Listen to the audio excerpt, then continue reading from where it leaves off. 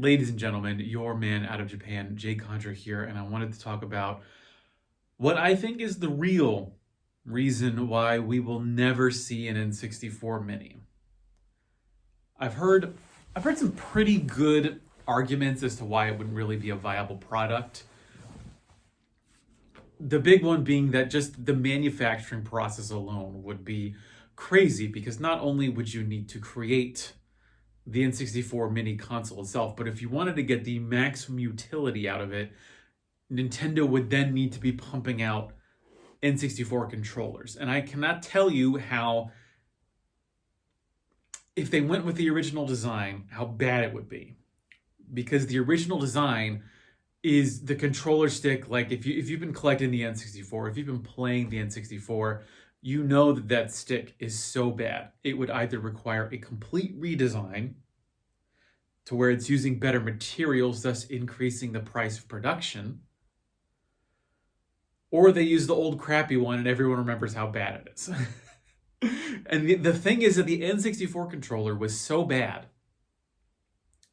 that Nintendo was actually held legally liable for the controller back in it was like 1999 or 2000. Nintendo actually got sued in the state of New York for their controllers. I can't remember what the exact reason why. The thing was, I remember back then, what really killed the N64 was Mario Party 1. And I remember it to this day. There was Mario Party 1, there was the Bowser Tug of War mini game where you would just be at your controller and you'd just be doing this. It made you look absolutely ridiculous. And I remember when I was a kid, I was in the 4th grade, I had on my palm, I had a little it was like a blister here, or like the skin had fallen off of the palm of my hand because of that stupid mini game. And Nintendo got sued for it. They had to I can't even remember what their liability was, but I think you have that sore memory. And I think actually that's a big reason why, if you look back at the Virtual Console, look at the games that actually came out for Virtual Console. Mario Party 1 wasn't on the Virtual Console back for the Wii. And that's part of, and I think there's this conversation about how the N64 was incredibly difficult to program for on purpose so that, there wasn't a flood of crappy third-party games. And that not only that, but that's why emulation for the N64 is so difficult. Like even today, I don't know what the current state of N64 emulation was, but back when I was emulating the N64 back in college, using games that I already owned, of course, but just the emulators, they've got all these different plugins that you have to use. Not every game is optimized for each plugin. Whatever. When you just boil it down, it's just that replicating the N64 experience is difficult, is one of the arguments. I actually don't buy that particular argument, for one, because Nintendo had figured out N64 emulation back in the Wii days. I feel like there was enough games that came out for the Wii Virtual Console in the N64 without Rare. The big argument is always you got to have the Rare games on the N64 Mini. I don't think that's necessarily true. There are the big ones that, of course, you've Banjo-Kazooie, GoldenEye, Perfect Dark. You're not going to get those on an N64 Mini unless Nintendo really, really wants to haggle with Microsoft to get those on the platform. But I don't even think you really need those. Because, like Diddy Kong Racing, but there are enough games for the N64 that Nintendo either owns outright the property rights to, or the intellectual rights to, or they can get, because they can always talk with Konami. Konami seems very open to re-releasing its old games, at least in a digital format. To where I don't think it's the number of games that you could put out on the N64 that would be the issue. My conspiracy theory, the reason why it won't actually happen, the N64 Mini, I don't think it will happen because the N64 is a weird dark spot in Nintendo's history. And I'm going to say this especially from a Japanese perspective. Because if you go back to the generation before, if you go back to the Mega Drive and the Super Famicom days, if you look at it from a Japanese perspective, the Super Famicom absolutely obliterated the Mega Drive in Japan. Now, in the United States and in Europe, the Mega Drive or the Genesis actually did quite well, to the point of where it was almost, it was not quite 50-50, but it was like, 45-55 between the Genesis and the Super Nintendo. But in Japan, it was a completely different story where, it was almost, I think the Super Famicom, I think literally, I looked this up a while ago, I can't remember the exact numbers, but it was either like 5 times or 10 times more than the Mega Drive, the Super Famicom was. And then you get to the PlayStation 1 N64 era. And that's where Nintendo, it wasn't the darkest days that Nintendo ever faced, because Nintendo always had the portable market. This was the time when the Game Boy was transitioning to the Game Boy Color, Pokemon was out. Nintendo wasn't fighting for its life, but when you look in the console space, the PlayStation 1 absolutely demolished the N64 in every conceivable way. And also the Saturn did better in Japan than the Mega Drive, like considerably better, like almost twice as well. I think it did compared to its Sega's past performance. The N64, on the other hand, you just have to look at the actual library of games and to sort of the depths that Nintendo was willing to go just to sort of stay afloat. Like the one example is, I was looking up the other day, when you have games like Mario no Photopea coming out, it was a Japanese exclusive. If you're not aware of Mario no Photopea, it's just this game. It's a game that's really just using Microsoft Paint for your digital photos. You put your memory card into the cartridge, edit your photos, and you can take it to a store and you can print it out. That was pretty big back in the 1990s. It wasn't big, but it was oh my god, you could actually do this. It was revolutionary for the 90s, I should say. But that Nintendo was so desperate that it would license out Mario, its prize character, out to some Japanese electronics company for some game that only 5 people would end up buying. Amongst a library that I don't know if it's the smallest console library that a Nintendo system's ever had. That award probably goes to the Wii U. But compare the libraries of the Super Famicom with the N64. Well, I think the N64 has enough first-party games to make it, I think, a legitimate product that would sell quite well.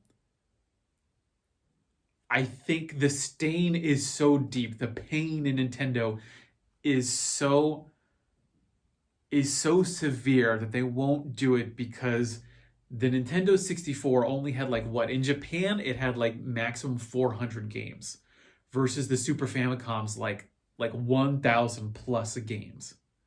And I think it would only even get worse when the GameCube came out. I don't know if the GameCube had less games in Japan than the N64.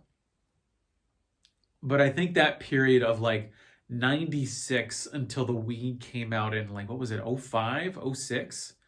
I think that 10-year period, although the Game Boy and the Game Boy Advance, Game Boy Color, Game Boy Advance, I think they did so well that they kept Nintendo in business. The console business was just so bad that look at the difference between how the Famicom and the Super Famicom are treated in Nintendo's legacy compared to the N64.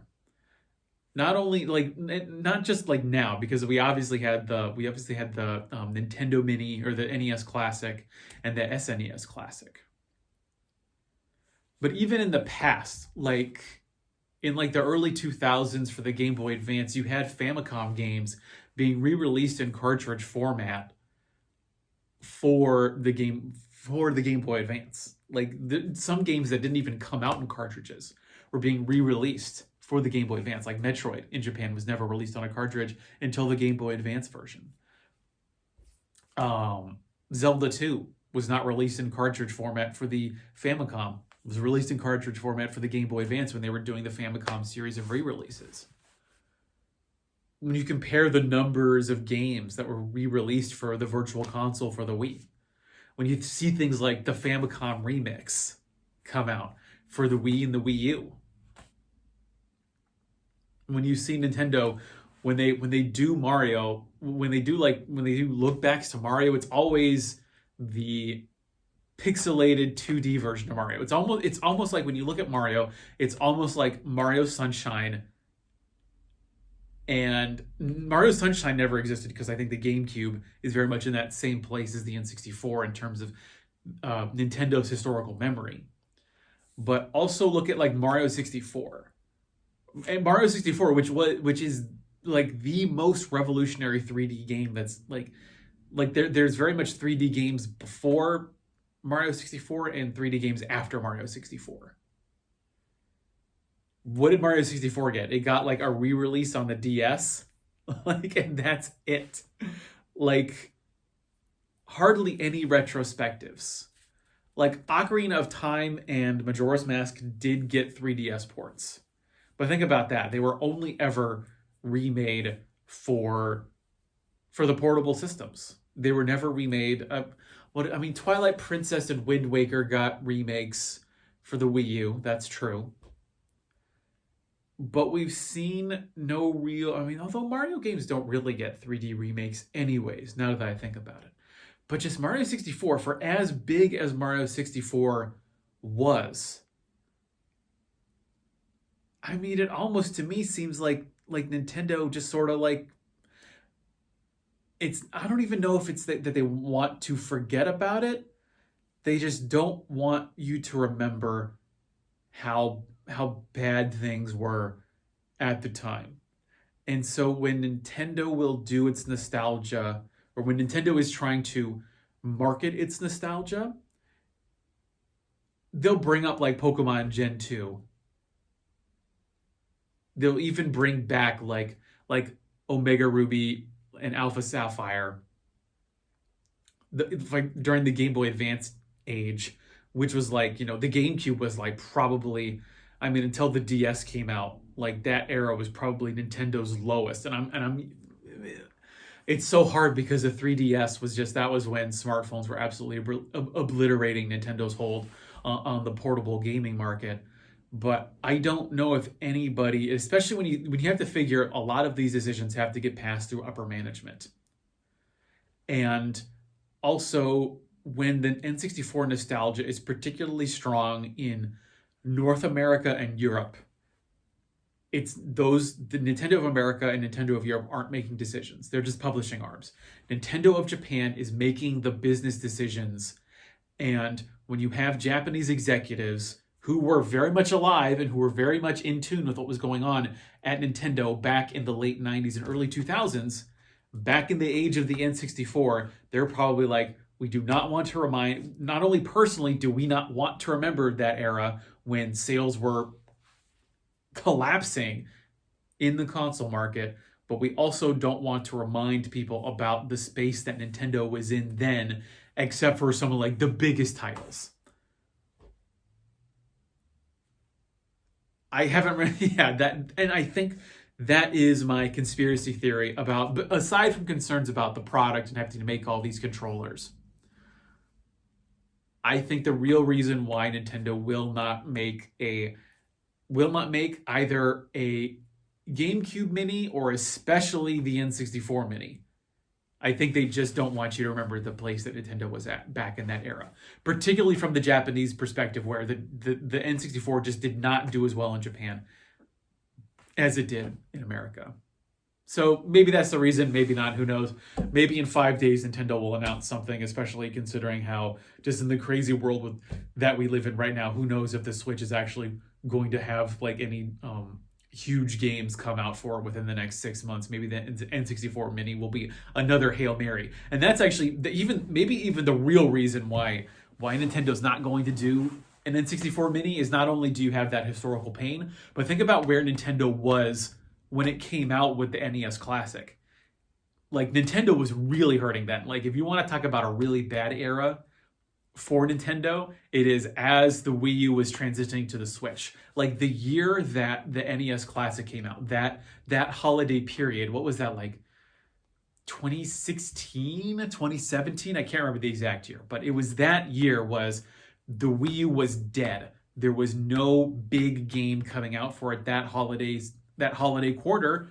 What did they do? They came out with the NES Classic, and that's how they improved their bottom line. The NES Classic was that year's Nintendo game for the holiday season. And now that the Switch has become super successful, Nintendo doesn't have to dip into that well of nostalgia in order to improve its sales figures. I don't think we're going to see a mini system for quite some time. There was speculation that a Game Boy, either mini or like a Game Boy, a reproduced Game Boy with ROMs on it, would come out soon after the SNES Classic. I don't think that's even going to happen because Nintendo is just fat and happy right now with how well the Switch is doing. If for whatever reason Switch sales start slipping, the Switch 2 is meeting some production issues, design issues, isn't going to come out for a while, maybe then we'll get a new mini system, and it will probably be a Game Boy Color, Game Boy Advance mini. But I think until we hit another period of Nintendo desperation, we're not going to get, as classic gamers, I don't think we're going to get what we want. Desperate Nintendo is best Nintendo is something that I've heard thrown around every once in a while, and I quite agree with that. And Nintendo just isn't desperate, and I think very much so does not want you to remember when it was desperate, particularly back in the late 90s. So I've rambled on for long enough. I've been your man out of Japan at Jay Contra. Thanks for watching. See you next time, and mahalo.